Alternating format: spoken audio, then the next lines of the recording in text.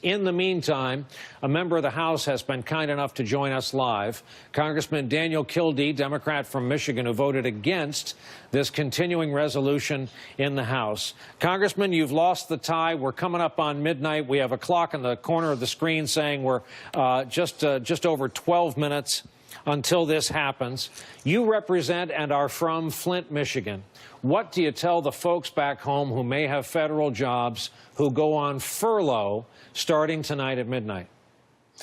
Well, it's what they tell me that really matters. They tell me that we need a budget that's more than just a few weeks at a time. I mean, the real failure here, of course, is that we now have had for many months just a handful of weeks of funding for the federal government.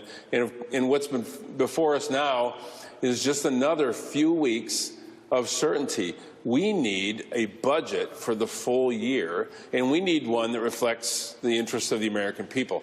And the real concern I have is that I think lost in all of this is that the bill that we sent over to the Senate that they are now struggling with was a flawed bill because the Speaker decided to negotiate with the most extreme voices in the House. If he wanted to get to 218 votes in a manner that could create legislation that would pass the Senate, he would not have been negotiating with the most extreme voices on the right. He would have talked to the rational center, the people who constitute the true majority of the House. He would have been talking to some Democrats. And I guarantee we could have put legislation together that dealt with CHIP, that dealt with DACA, that dealt with pension protection, which is a big issue, with veterans, with some of those questions that we just want to see included. And we would have a bill that would have kept the government open, and hopefully one that would carry us through the end of the year, not just for a few weeks. Do you see any symbolism, Congressman, that this is the one-year anniversary of the inauguration?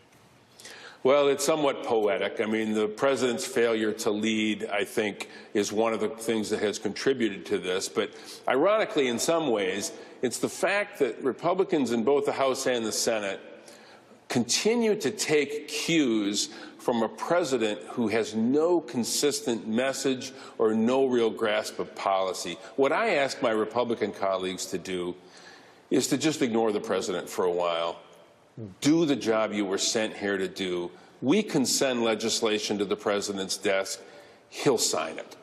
We really should not be taking cues from a White House that doesn't know left from right or up from down or east from west. And it's just really frustrating that I see so many of my colleagues abdicating their responsibilities and essentially becoming full-time employees of Donald J. Trump. How does this work? Is the House are you actively in session? Are you subject to the call of the chair? What's going on with the House? We're in recess, subject to the call of the chair. There was an attempt to adjourn. We sort of stymied that.